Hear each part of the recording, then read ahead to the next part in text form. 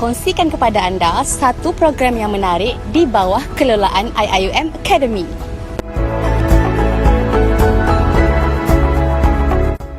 Foundation Program adalah satu program yang telah direka untuk menyediakan para pelajar dengan ilmu kemahiran dan pengetahuan yang diperlukan untuk memasuki ke alam ijazah sarjana muda.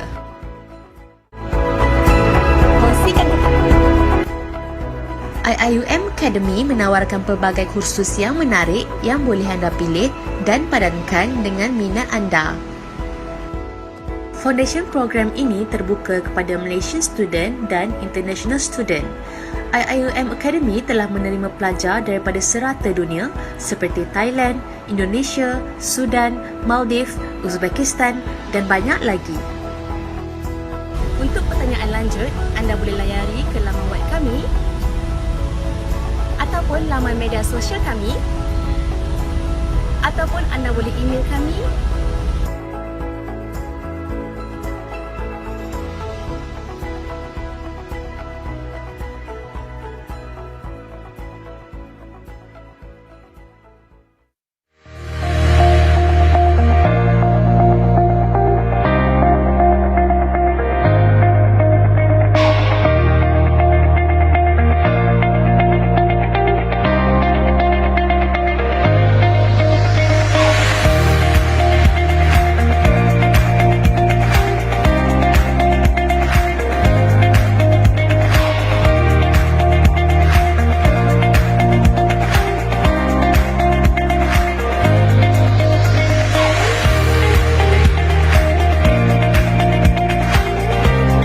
嗨，大家好，我的名字叫 Ariffin， 今年24岁。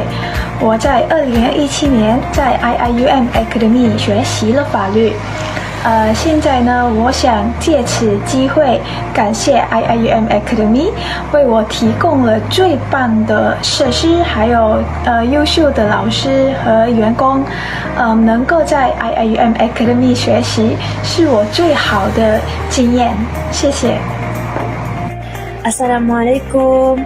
안녕하십니까 여러분. 잘 지냈습니까? 제 이름은 아비다입니다. 저는 플라이 사람입니다. 하지만 지금은 저는 한국에 있고 KDI 학교에서 공공정책을 공부합니다. 네. 저는 2016년에 IUM 애카데미에서 공부했습니다. 네, 재능 있고 똑똑한 사람들을 많이 만났습니다. 처음에는 아랍어를 공부하지 않아서 아주 걱정이 되었습니다. 하지만 IIUM 아카데미 교수님들은 친절하고 저는 기본적인 아랍어를 배울 수 있었습니다. 네, 그래서 여러분 걱정하지 마세요. 네, 새로운 IUM 아카데미 학생들에게 좋은 일만 가득하길 바랍니다. 그리고 IUM 아카데미에게 감사합니다. 네. السلام عليكم ورحمة الله وبركاته. أنا محمود حسن بن مجيد حسين وأنا من ماليزيا. انضممت إلى أكاديمية IIUM في عام 2016 وقمت بعمل تحسيس في العلوم الاقتصاد والإدارة. بصراحة كنت قلقة في البداية عندما كنت سوف أشارك لأنني لا أعرف أحدا وهو مكان جديد، لكن بعد الانضمام التقيت بالعديد من الأشخاص الرائعين.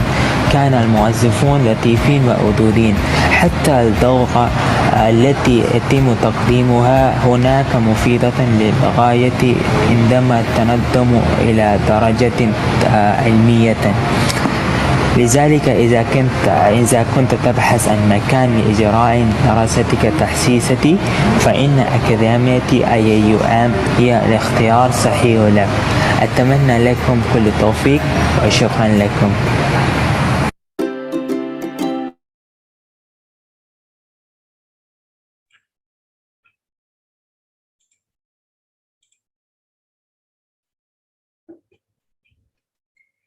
Assalamualaikum warahmatullahi wabarakatuh. Ladies and gentlemen, our session will begin shortly. Just a gentle reminder to everyone, please make sure your microphone is muted to avoid any interruption during the session. And if you have any question for our guest speaker today, you can unmute yourself or leave the question in the text box throughout the program. Bismillahirrahmanirrahim. Greeting to Dr. Nur Surya Muhammad Noor, the Deputy Dean of IIUM Academy, Tan Sri Wan Zulkiflee Wan Ariffin, our honorable guest speaker, ladies and gentlemen, our respected listener, brother and sister who are willing to join us today. Welcome to the Baseerah Talk Series, a program organized by the IIUM Academy of the Graduated and Professional Study. My name is Noatira Amira. It is a pleasure to meet you guys on the 15th session of Baseerah Talk Series. Today, we have participants from the Zoom meeting and also YouTube Live. For those who are just joining, welcome. For your information, Baseerah Talk Series is a monthly program held since March last year, where we invited speakers from skill and professional field who will present topics related to their respective field. In the last session, we have invited speakers from various fields and institutions such as Federation of Manager Malaysia, FIM, Celcom Axiata Berhad, PMB Investment, and other financial institutions. So, if any one of you interested in watching the previous session, you can follow the IIUM Academy YouTube channel where we have uploaded all the Baseerah Talk session there. For our session today, we are very pleased to invite Tan Sri Wan Zulkiflee Wan Ariffin, the Group Chairman of Malaysia Airline Berhad, the RB Highcom Berhad, and Gas Malaysia Berhad, who will share with us his title today, High Performing Leadership Teams. Before we start our session today, let me invite Dr. Nur Surya Muhammad Noor, the Deputy Dean of IIUM Academy today, to introduce the profile of our special guest. Over to you, Doctor. Thank you. Ya, Bismillahirrahmanirrahim. Assalamualaikum warahmatullahi ta'ala wabarakatuh. It is a great honor for us to have you today with us, Tan Sri. Once again, welcome to IIUM Academy. And it is a great pleasure for me to introduce Tan Sri to our audience today. Actually, we have a long list of great achievement of Tan Sri, but I try to make it short and sweet, inshallah. Tan Sri Wan Zulkiflee was appointed the chairman of Malaysia Aviation Group Berhad and Malaysia Airlines Berhad in July 2020. In September 2020, he was appointed the chairman of DRB Highcom. In July 2021, he joined the board of Gas Malaysia Berhad as the chairman of the company. In 2020, Tan Sri was appointed as the director of Petromin Ion Sdn Berhad, a business providing multi-brand vehicles after sales service. Tan Sri had served Petronas, the national oil and gas company of Malaysia, for 37 years. He was appointed as the president and group CEO in April 2015 and retired from the position in June 2020 after a highly successful 5 years. He was on the board of Petronas for more than 12 years, from August 2007 to June 2020. In addition to the role as the regulator for the Malaysian oil and gas industry and providing stewardship to Petronas domestic operations, he was instrumental in the expansions of Petronas international business over the years. These include the successful acquisitions of explorations blocks in Mexico, gas projects in Oman, LNG project in Egypt and Australia. He also led the establishments of the joint venture with Saudi Aramco for the developments of the integrated refinery and petrochemical project in Johor. He was active in the World Economic Forum activities in Davos as one of the oil and gas governors and was on the stewardship board for shaping the future of energy initiative. He was the council member of ASCOPE, the Associations of the National Oil and Gas Companies in Asia for 5 years. He was also the chairman of Malaysia's National Trust Fund, which was set up to conserve wealth from natural resources for the benefits of the nations and its future generation. He was a council member of the East Coast Economic Region Development Council and the Northern Corridor Implementation Authority, where he chaired the audit committees at both agencies. So not only in industry, he also actively involved in education. He held the role of Pro-Chancellor of University Technology Petronas. He also sits on the Board of Trustees at the Razak School of Government and was on the Advisory Council of Institute Pentadbiran Awam or Intan. Tan Sri is also one of Board of Governors of this university, the IUM or International Islamic University of Malaysia, and as the chairman of the University Risk Management Committee, a committee that oversees risk management implementation at the university.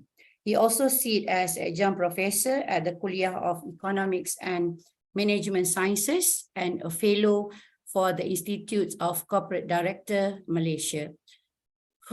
I'm so impressed with your great achievements, Tan Sri. Alhamdulillah, inshallah today, me, myself, and also the audience, okay, we got the opportunity to listen directly from Tan Sri, okay, to listen from his vast experiences and also achievement, to be specific, as a great leader. Okay, thank you, Sister Atira. I pass back to you.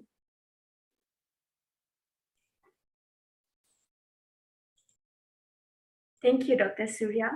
So without further ado, with all due respect, I would like to invite Tan Sri Wan Zulkiflee Wan Ariffin to start our today's session. Over to you, Tan Sri. Thank you.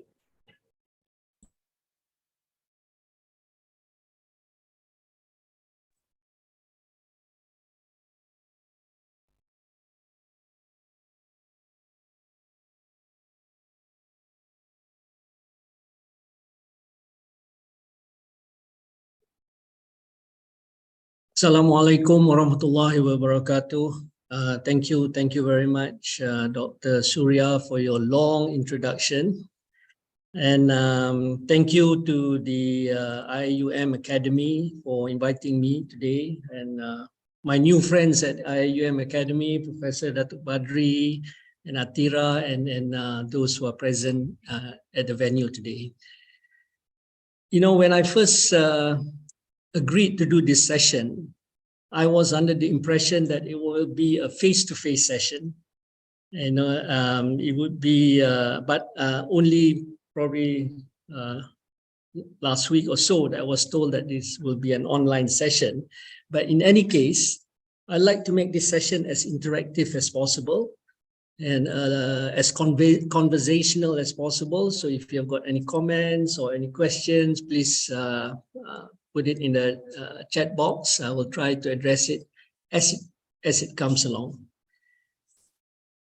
First of all, I was made to understand this talk series is mainly on finance matters, but this time around, I thought it would be to share with you something different, to share my experience, my learnings, and my perspective from a non-academic perspective about leadership and leadership teams.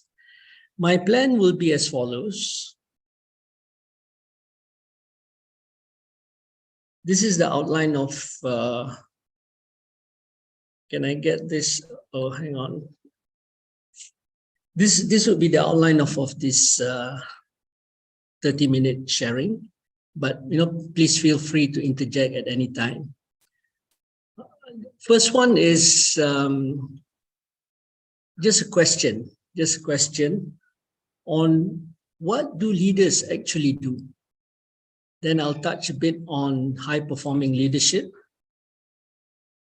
and high-performing teams, culture, and maybe one or two more things if time permits, and before concluding my talk this morning. So the first question is, what do leaders do? Feel free to type in the chat box what you think leaders actually do. There is no right or wrong answer, but I also would like to learn in this session on what are your thoughts, what would be responses to this question. Maybe I just start. I think today we live in a very, very complex world. There are a lot of things happening all the time. And I'm speaking from the perspective of a commercial or business organization. So if I think about what actually the leaders in business organizations do, I would like to, great, I have a first chat here. So I'm keen also to, hang on, I'm keen to see, can you get the first chat? So I'm keen to see what the views are.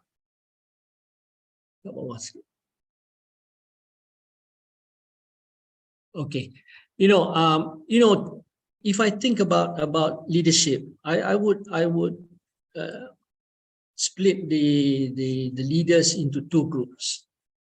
One would be on transactional leaders. Transactional leaders who actually have got to deal with complexity of the business in a very to get the most efficient processes in a very stable environment. The second group, I would think of leaders as transformational leaders. And these are leaders that we have got to deal with changes. And today, I mean, many of you would be familiar with the word VUCA. Many consultants use it. Very volatile, uncertain, complex, and ambiguous. But I like to add another U there, VUCA, untrusting. In today, I think our world, we live in a very untrusting world. So that adds another complexity to the landscape that we are in. So for back to the question, and organizations would need both kinds of leaders. The one that I talked about, the transactional leaders, as well as the transformational leaders. I think for any organization to be successful, we would need both types of leaders. And we can be both types of leaders. All of you can be both types of leaders depending on the situation, depending on the experience that you have accumulated over the years. I believe, and I'm not an academic, so please don't ask me about data to support or theories behind it, but I believe that we can be both types of leaders as and when the situation requires. So if I have to answer this question, I think the first one, a very important piece for a leader, is also the setting of the vision. Setting of the vision for the organization, basically the direction of the organization. So this would be, I think, would be a very important role for leaders in organization.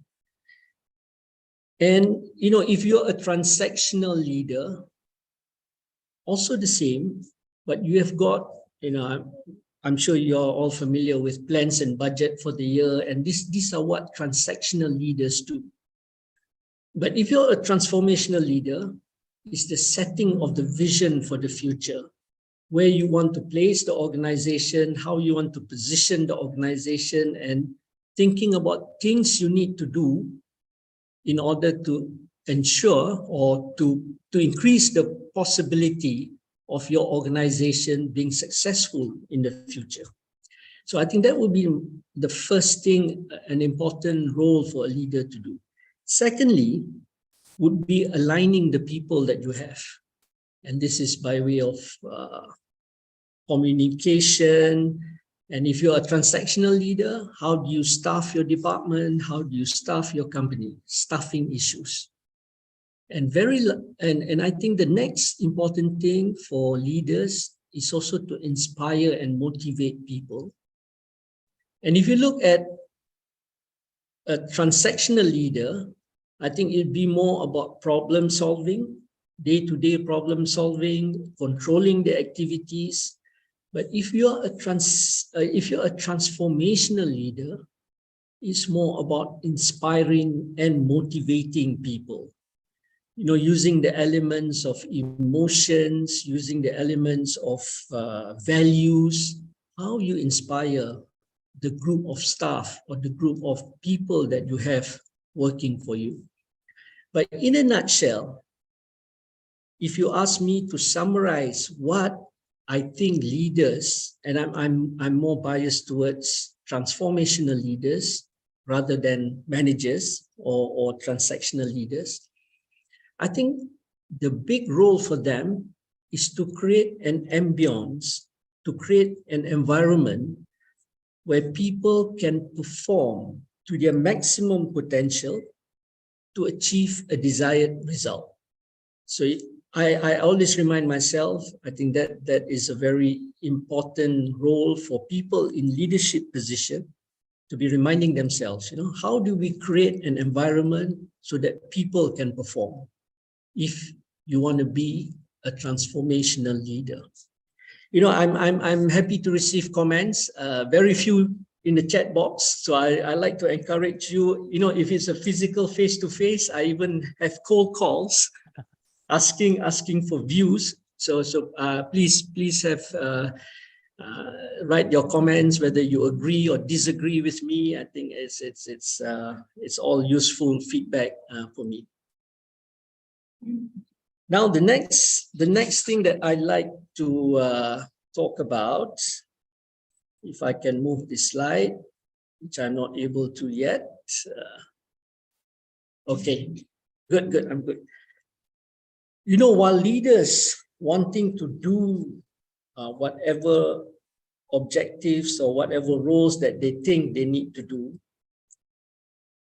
there are various styles. There are various styles on how leaders do it.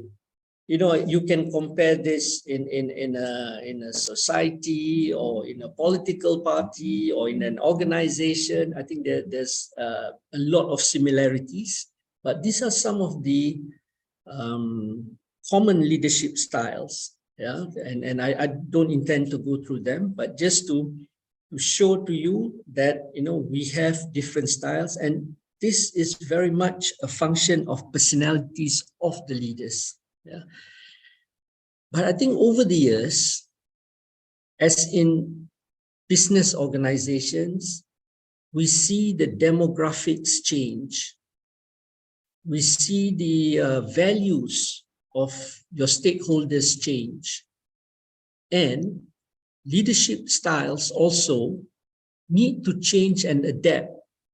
I think the leadership style when I joined the workforce more than 40 years ago is very, very different from the leadership style today if you want to be a successful leader.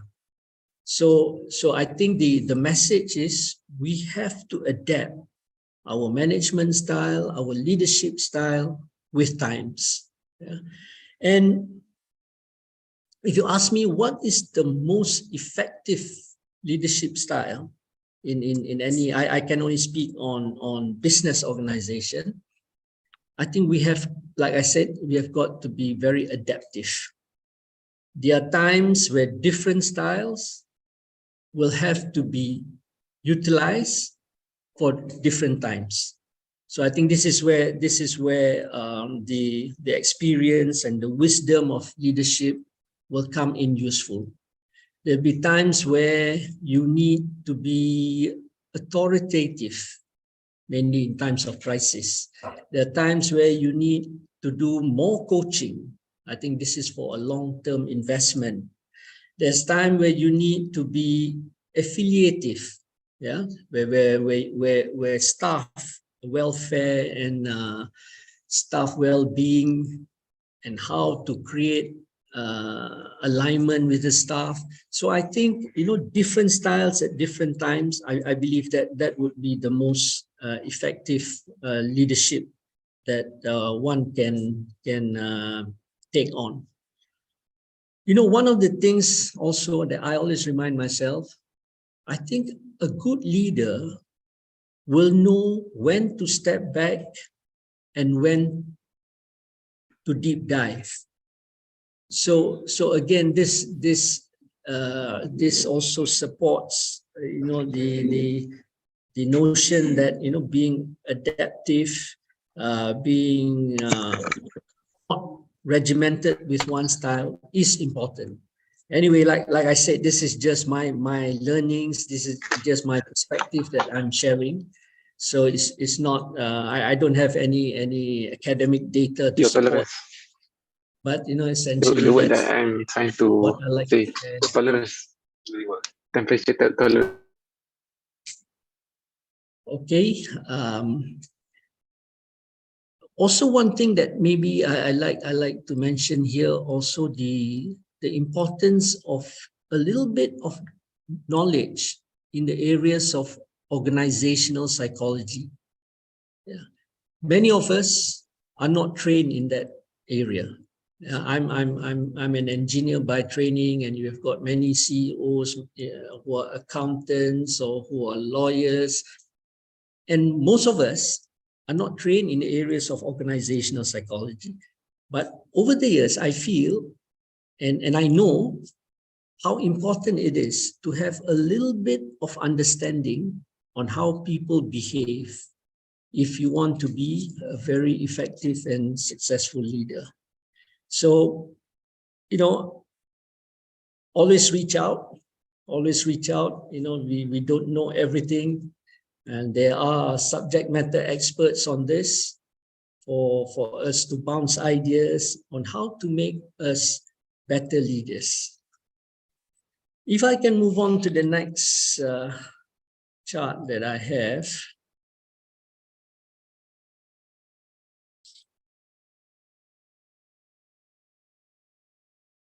Actually, what drives high performance leadership? I mean, excuse me, can I have a drink? What drives a high performance leadership? The success of any organization is a function of many things. Yeah. Maybe, of course, the leadership strength is definitely one of them. There's a high correlation between success of organizations and the strength of their leadership. The effectiveness of the board, the chemistry between the chairman and the CEO, what kind of governance that the organization has, the clarity in vision, in terms of execution of their strategies, values, the risk frameworks, and also the talents that are in the organization. So there is a whole suite of factors on what would make organizations successful. But today, I just want to touch on what I think drives high performance leadership. I can think of 4, and I've listed in the slides that you see in front of you. I think first is about teams, the leadership teams. Secondly, about the culture of the organization. I've also listed in terms the decision-making process. And lastly, communications. There could be many other important things, but if you ask me, this would be my top 4. And for today, I just would like to touch only on 2 of them. I like to touch on teams, and I will touch a little bit on culture. But if you ask me, if I've got to prioritize these 4, this would be the top 2. And that's why I thought it would be important to share this perspective with the audience.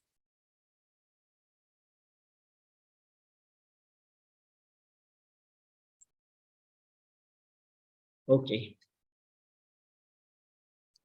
You know, this is just, I will not spend time on this slide, but this is just to, yes, thank you for the comment. We've got a comment that talked about organizational psychology, but you know, I feel strongly about that. These are just the type of teams. I don't want to spend time, but I think you can extract the most value if you have a leadership team that is more biased towards number 4 on decision-making teams. Yeah, so nothing wrong with having different types of teams in your organization, but to me, if we are leaning towards the type number 4 on the slide, then I think you will extract the most value, and it is the most useful for the CEO or for the leader of the organization. I want to tell a story. Yeah, this is about high performance teams. I think one thing that comes to mind when I think about high performance in sports is about F1. I had the privilege of being exposed to this for many years, because the company that I was working with was one of the sponsors of one of the most successful teams in the race. You know, they have got more than 800 people, men and women, to race 2 cars on a weekend. So I just want not many people realize that, but I just want to impress about, imagine, I don't know today, but when a few years back, they had 800 people, I think today there could be more, just to design and assemble and race 2 cars. So I just want to put the context, because context is very important. Just like in any organization, if you ask, if I can digress a bit on context, there is no one solution fits all, on leadership when your challenges. Yeah. So you have to know the context, and you have got to take the context very serious into consideration. One of the things that I enjoy most if I go to a F1 race is to be present in their strategy meeting. Yeah? This is a meeting that takes place a few hours before the race. Oh, I'm sorry, why am I losing the slide? This is a meeting attended by not many people, maybe just by the chiefs of the certain departments. And you have this meeting at the circuit a few hours before the race. What goes on this meeting? And then they kept it very small because of strategy for the race. First, the weather data is being presented, the weather for that day. The tire performance data, how the tire will degrade over the race. The engine data, the chassis setup data, and the simulation results of the many scenarios. And this is basically just to decide on what would be the best strategy for the race to increase the probability of winning the race. That means number of stops in that race, which lap do you stop, what types of tires do you use, and there are many what-if scenarios. What if your competitors do this, and do this, so you're ready with, and there are hundreds of simulations on this. Who conducts this meeting? It is their chief strategy. And basically, he conducts a meeting with a lot of inputs from the other heads. But what's the role of the principal? Every team has got a principal. For those of you who follow, the team for Mercedes is Toto, and every team has got a face to the public. what is the role of the principal? He seldom speaks in the meeting. He may ask 1 or 2 questions, but that's all he does. He may give ideas, but that's all he does. After this, they call in the drivers. Many of you will be familiar with the drivers, but even the drivers don't join the first part of the meeting. They join in on only the second part of the meeting, and not all the things discussed will be shared with the drivers. So I think, what's my takeaway? What's my takeaway from that sessions normally? And I really enjoy this session. In fact, I enjoy these sessions more than the race actually, because when the race happens, you will see whether what they discussed during the strategy sessions will turn into a reality or not. So, and how they react if it does not, if it's not the scenario that they anticipate. One thing, you see, the role of the chief, the principal, is essentially he relies on data. He relies on the best people, best talents to decide on the strategy. He challenges them to make sure that they are giving the best recommendations.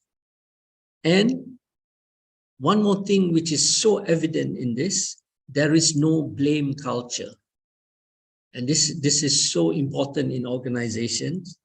If the mechanic doesn't replace the tire in time, no one's get blamed, but lessons are being learned and fix it on the next race. This is just a very abridged version, but I thought what would be a good example to describe high-performing teams. And to me, I mean, F1 is indeed a high-performing teams. All the 20 teams, all the 10 teams in F1 are indeed high-performing. I want to go through very quickly some of the things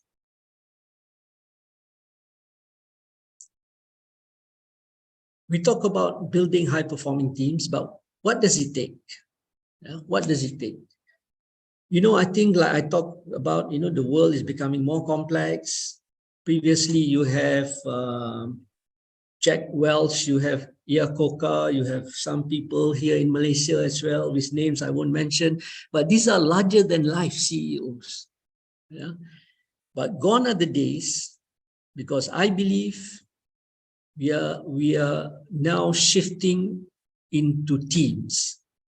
Individual leadership will not be able to address all the complex issues and challenges that businesses have today.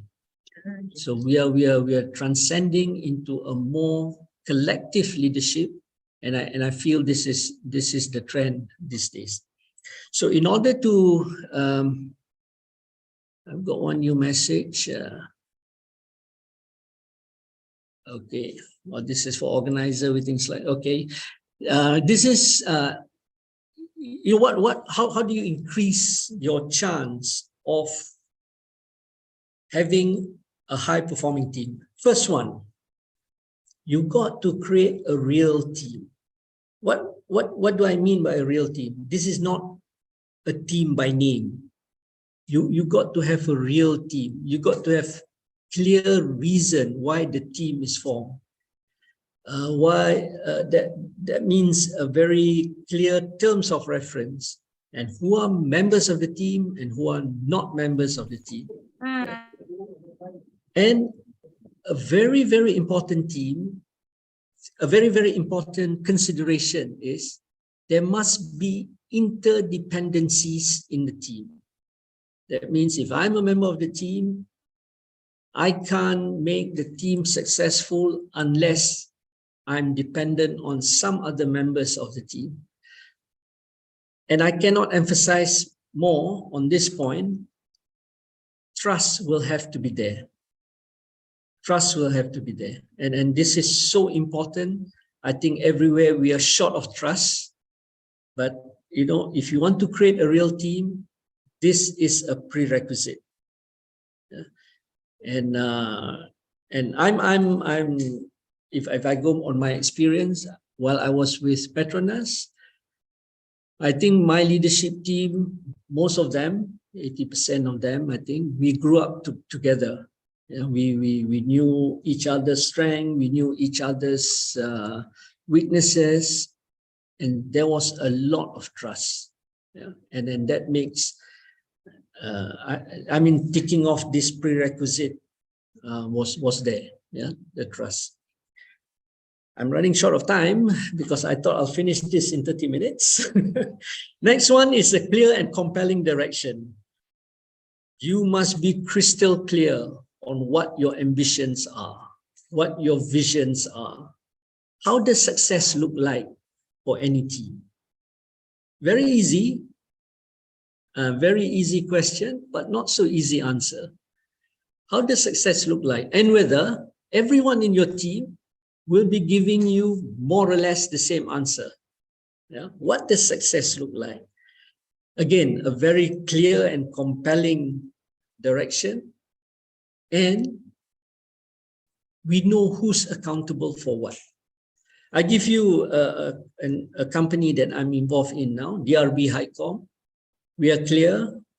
We have a target of 10, 10, 90. Yeah, that means that's 10 billion market cap target, a 10% ROE target, and 90% in terms of employee satisfaction. So we are very clear on what is the direction, and if we say we are successful, we can measure it. Yeah. The third one is the right people. Normally, when you have a group of leaders, these are high performers. But you need leadership attributes that are different. If you're an engineer versus you're a GM versus you're a CEO of an organization, the required attributes are different. So we got to recognize this, and you need to have the right people in your team. People with enterprise thinking, not a silo mindset. The team may have diversity in thoughts. That means no yes men, yeah, or women. Yeah, that is not healthy for the team. The team should have different ideas, should be involved in passionate dialogue, but importantly, leave the room united. That means when members of the team leave the room, they all speak the same voice. So I think these are some of the things not so easy to achieve in real life, but things that we really need to strive for if you want to have a high performing team. A team structure, I'll go very quickly, this 4, 5, 6. A team structure, the size of the team is important. It cannot be too small, it cannot be too large. I think maybe for me, 7 to 10 would be a good size, but anything larger, it's not effective. We need to have norms. Yeah, I can share in the boards that I chair. We have a board norms. That means, few examples. You must read papers before you attend the board meeting. You don't interrupt presenters while they are presenting. You don't. So a few, and you must allow everyone opportunity to speak. These are the norms. For instance, these are the norms that we agree upfront. So even if the chairman takes 90% of the airtime, I expect members of the board to remind me, hey, you're not following the norm. Right? So, these norms, I think, are important in order to increase the efficiency of your team. A supportive organizational context, what it means is actually, if you're committed to the team, you have to make time commitment. I don't allow alternates in my leadership team. If you're not present, you're not present. No one will be able to represent you, because I go back to number one, you must create a real team. And this accountability is so important for each member to understand. Last one is coaching the team. You know, you may not believe this, but it's just a 3 or 5 minutes at the end of the meeting asking, what is it that we could do better? Or what is it that we could improve on? Just a few things, but over time, you really improve the efficiency of the team. It's also part of personal development, for team members. I mean, as much as we are only humans, as much as we want to contribute to the teams, we also expect the team to contribute to our own personal development. And in organizations, succession planning and talent development are key to having sustainable organization. I wanted to talk about culture, but maybe I stop now. Very 2 minutes on culture. I think this is the other thing that's so important for organization.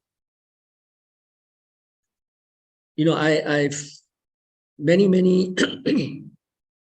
organizations say we need to have the right culture, we need to have the right culture. But what does it mean actually? So it's not, to me, I think the right culture is having the right mindset and behavior to achieve the results that we want. So again, defining what success looks like is very important. Yeah? So if you don't have the mindset, if you don't behave, don't have alignment to achieve a result that you have together developed, that you want to achieve, then you don't have the right culture. So I've seen many organizations embarking on culture transformation, but this is one framework that I subscribe to. I've been involved in a few organizations involving culture transformation. And it starts off basically, let me move to the next slide.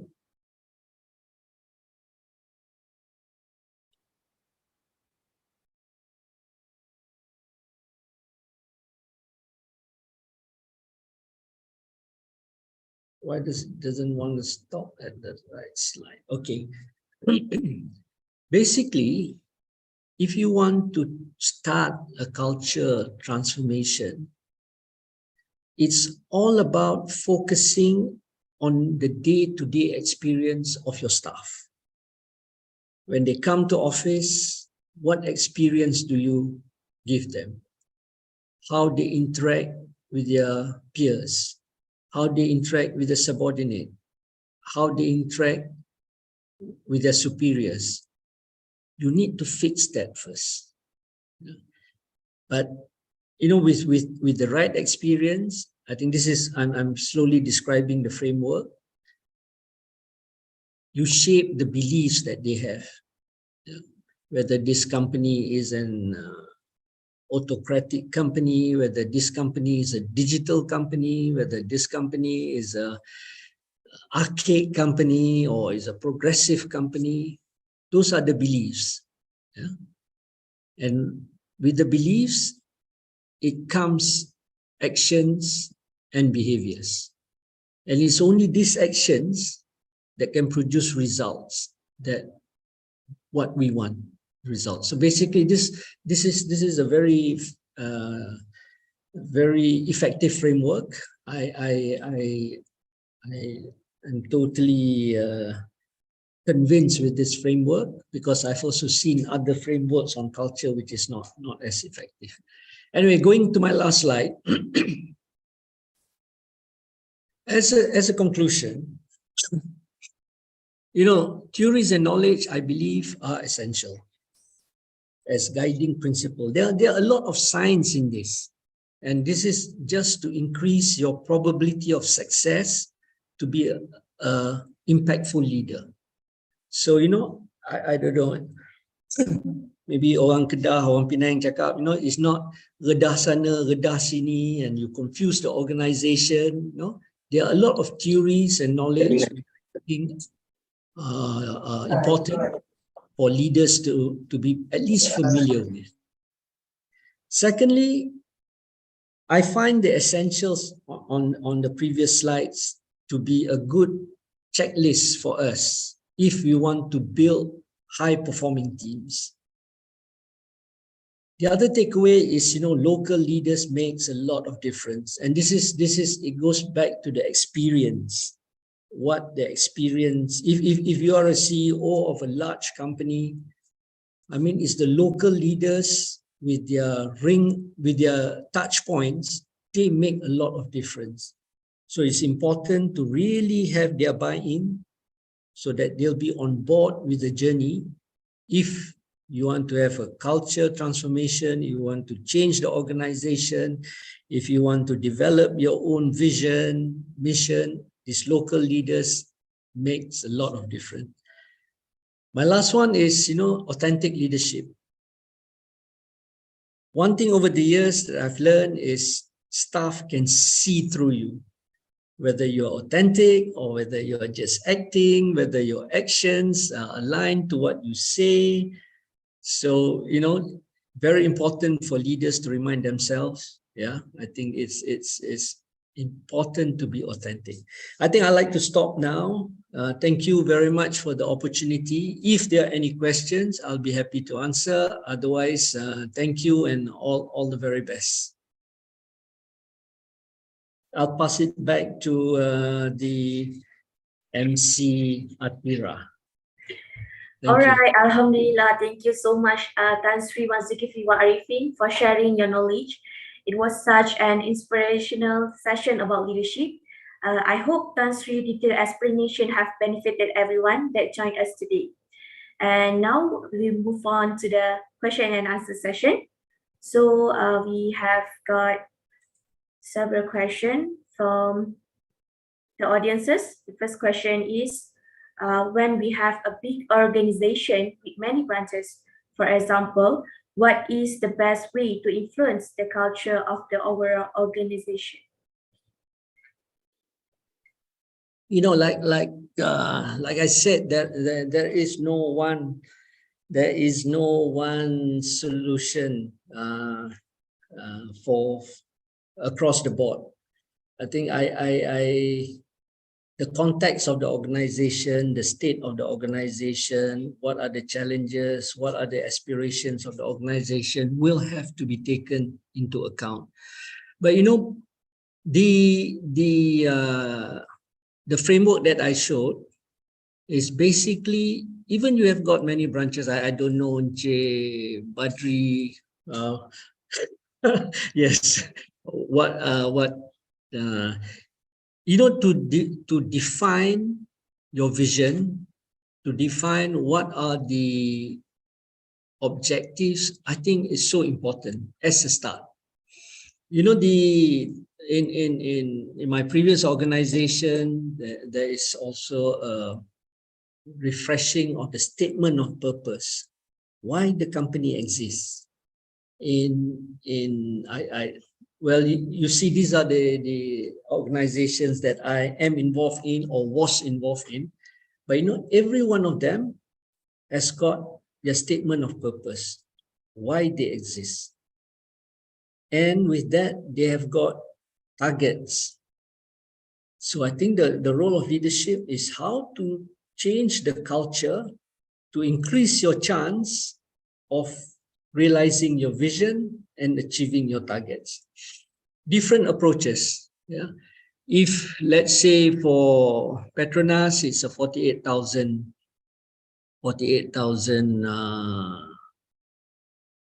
men and women organization. The RB Highcom is also a 48,000, 47,000 with many businesses. So I think to be clear on the objective, clarity of your objective is important.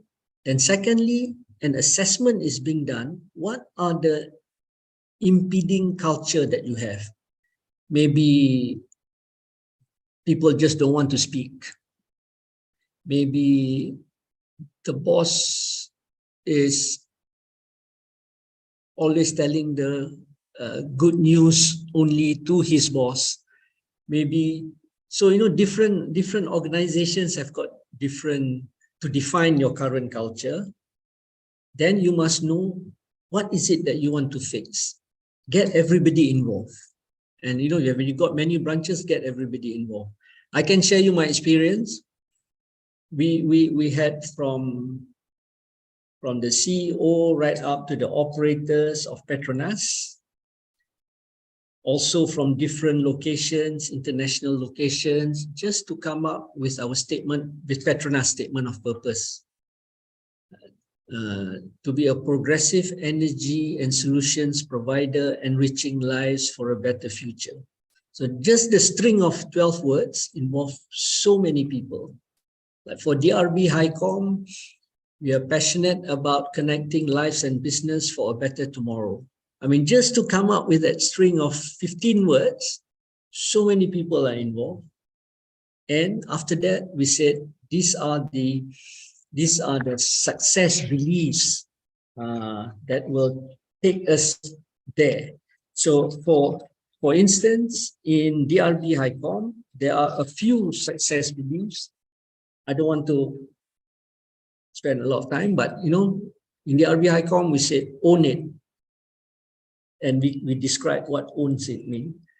One team, move fast, build trust, drive innovation, delight customers. Each one has got a descriptor to it.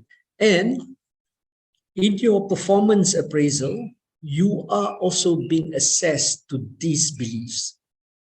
So to change a culture is not just it's a multi-pronged approach. Yeah, you got to be clear, you got to tell people what you expect of them, you got to reward people if they behave, and you got to penalize people if they don't. So it is a multi-pronged, but even big organization, small organization, I think it can be done with the right approach and methodology. Thank you. I hope Dr. Badri have answered your question. By the way, he's just beside me here. Okay, thank you, Tan Sri, for the explanation. Okay, now I will read the question from the YouTube. First question is, if there is a bad apple in our team, what is the best approach to deal with this? It's a bad apple. Different organizations will have different procedures on handling bad apples. I think if it involves integrity, if it involves, I think those are very clear. Yeah.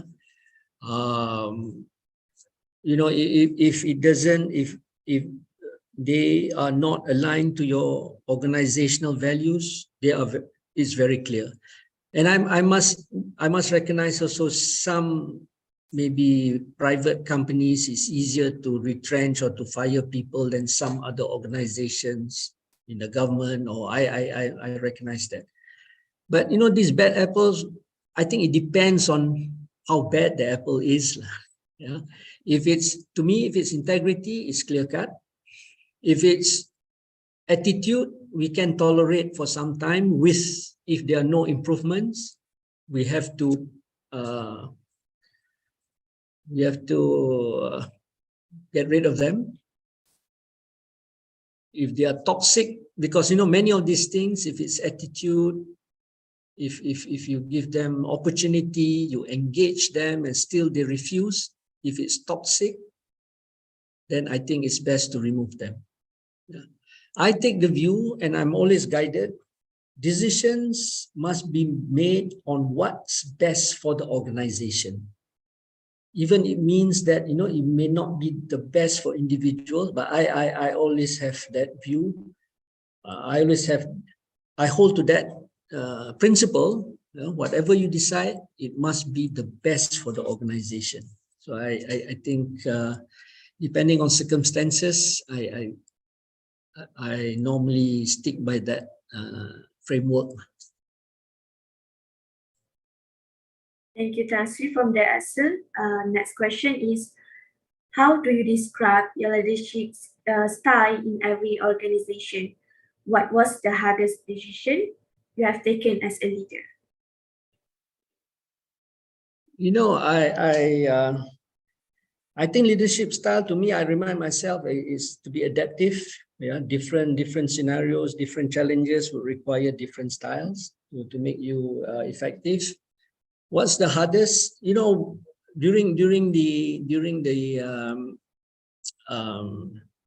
oil price crash in 2016, 2016. I mean, Petronas had to retrench nearly 2,000 people. Yeah, I think it wasn't an easy decision, but I think we did in a very compassionate manner. Yeah, but I think that was quite tough. And also some of the hardest decision, I think sometimes you have got to fire your friends. Yeah, friends that you have known for some time, you know the families, you know their spouse, but you know, you have got to have a conversation with them and say, sorry, we have got to do this. So I think those when there is a overlap between organizational punya demands versus your personal punya maybe acquaintances and all that, I think that's tough. The other tough thing is also, you know, when we had fatalities, when you know, fatalities where you need to meet families of the deceased. Yeah, I think those are also very, very difficult and very not so easy experience to forget.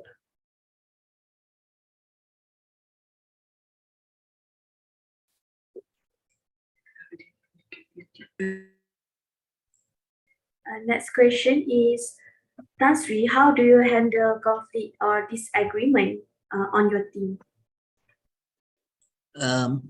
You know, see, that's why this decision-making process is very important, and I think it's also how I think this day and age, decisions should be made by data. So, you know, disagreement, sometimes it's ego, sometimes it's the experience that different people have. But I think a good fallback is data. Like the saying goes, in God we trust, the rest we rely on data. And now I think more and more we have got more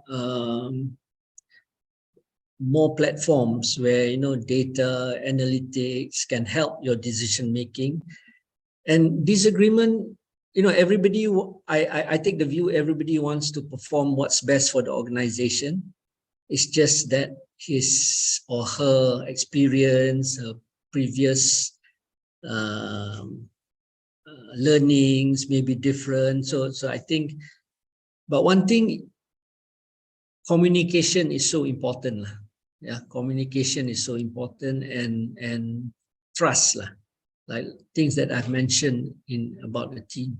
So again, there's no one size fits all, but you know, you got to depend on condition, on the situation, and this is where wisdom, this is where trust is very important to handle disagreements. And you know, I think sometimes, depending on the degree, it's not a bad thing to have. I remember in one many years ago, I was the CEO of Petronas Gas, and one of my leadership team, he plays the devil's advocate role, and I found it to be very, very useful. yeah, to have disagreements and to get different perspectives. Okay, so for the next question comes from Dr. Badri himself. For a high-performing team, there can be a slow learners or those who are slow due to the attitude issue. In your previous organization, what is the best practice to deal with this issue? The slow learners, you know, I find and I find in general, many organizations do not spend time on talent development. Yeah, and I think this is on talent development. Don't spend time on succession planning in general. A few organizations do that, but many don't. So these slow learners, you know, first you need to give opportunity to a certain degree. I think there are, you know, in many organizations also the performance management system also has got many companies call it PIP. So where you track their performance, you giving them opportunities. But maybe after 1 year, 2 years, 3 years, they still don't perform, then maybe we've got to do what's best for the organization. I still go back on what's best for the organization. So slow learners maybe need to find out why they're slow. Maybe the environment is not conducive for them to learn. And it is the job of the leaders, like I said, is to create the environment where people can perform to their maximum potential. So kalau ada any impediments apa ke, I think it's the job of leadership also to address those impediments. But you know, and the sense of competition, I think will have to be induced into the organization. I speak for real commercial organizations. You know, I am a true believer of force ranking in terms of performance. Yeah, you force rank people. You got to be bloody minded in your performance assessment, and you pay them. You either pay them or you penalize them. So I think it's a multi-pronged thing. So kalau slow learners ni, is it the environment or is it something that we cannot fix? If we cannot fix, then I think you got to do what's best for the organization, which is to remove them if they can't perform. Thank you, Tan Sri. So I will move on to the YouTube question. In your opinion, what are the 3 important values to demonstrate as a leader? 3 important values, you know, I think these days, by and large, integrity is important. Yeah. Well, there would be you know, you need to care. I think integrity is I think important, yeah, in terms of governance framework in place and semua all that's related to integrity, because it gives sustainability. It's very closely linked to sustainability of organization. I think close to for me is also the empathy lah, kan? Empathy on your stakeholders, and it's also related on self-awareness. Yeah, that you need to be aware about yourself, and so that to me is a close number 2 lah. And you need to be aware of yourself, and the other thing is, I don't know, I think exposure is important. Exposure. I've been fortunate. My previous company gave me a lot of exposure, which I would not get if I wasn't with that company. And even today, the companies that I'm on also gives a lot of exposure. Then it really opens up the way you see, your worldview is different, and how you can use the worldview to improve the organization that you are in. So I think if you ask me, integrity, self-awareness, and exposure.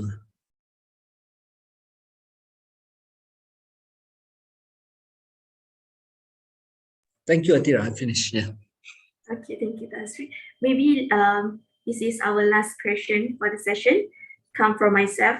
I want to ask you, what is the best advice that you give for a learner leadership to become a leader in the future?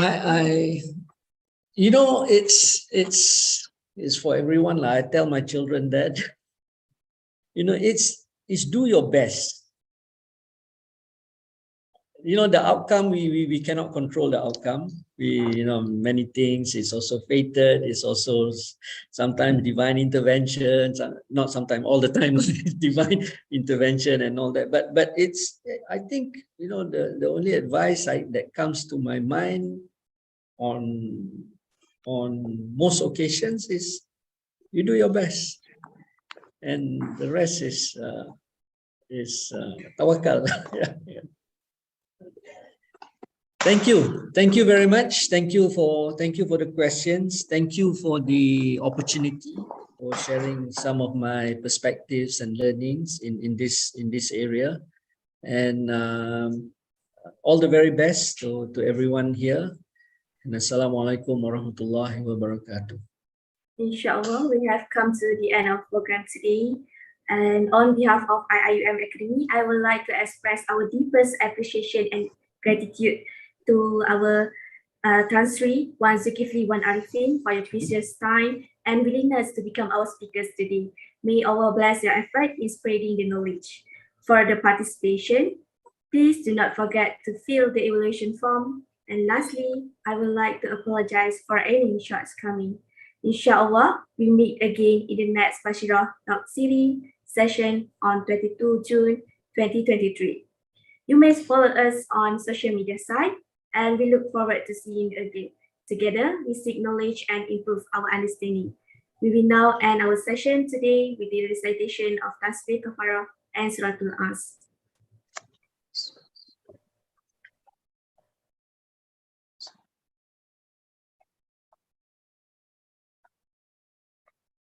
Thank you, everyone.